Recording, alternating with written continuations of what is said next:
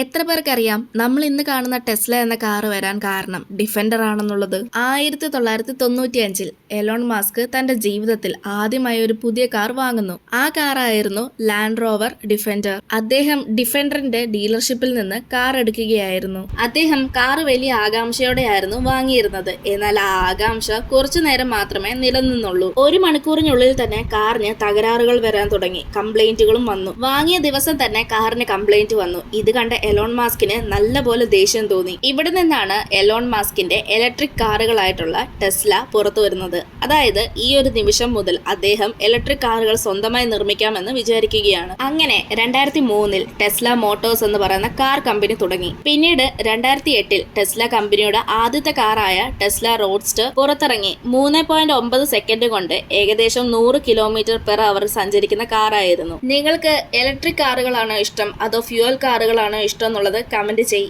ഇതുപോലെയുള്ള കൂടുതൽ വീഡിയോസിനായി channel subscribe ചെയ്യാനും ഇൻസ്റ്റാഗ്രാമിൽ ഫോളോ ചെയ്യാനും മറക്കല്ല്.